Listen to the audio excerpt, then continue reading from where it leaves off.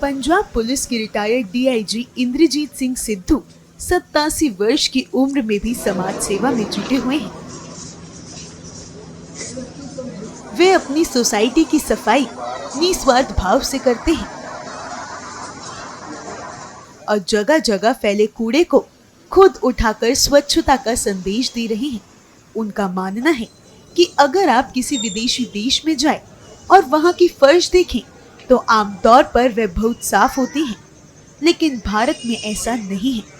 Retired Indrajit Singh Sidhu का ये समर्पण न सिर्फ प्रेरणादायक है बल्कि समाज के लिए एक मजबूत संदेश भी है। लोगों को तो मैं कोई शिक्षा नहीं देना चाहता, मैं तो सिर्फ मुझे अच्छा लगता है साफ जगह, तो साफ करने की कोशिश करता हूँ। जो पर्टिकुलर ये पार्किंग है मार्केट की, तो सफाई हो तो अच्छा रहेगा। अगर गंद पड़ा है या ऐसे ही है तो फिर बुरा लगेगा। किसी देश में बाहर जाओ, फिल्म वगैरह देखो, उनके फर्श साफ होते हैं और हमारा इंडिया में गड़बड़ है।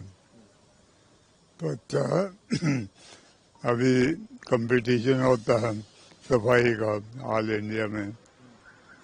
अब इंडिया में चंडीगढ़ नंबर 2 आया है और 2 नंबर का हाल देख लो। इसलिए हम कोशिश करते हैं कि ये असल महीने में नंबर 2 बन जाए।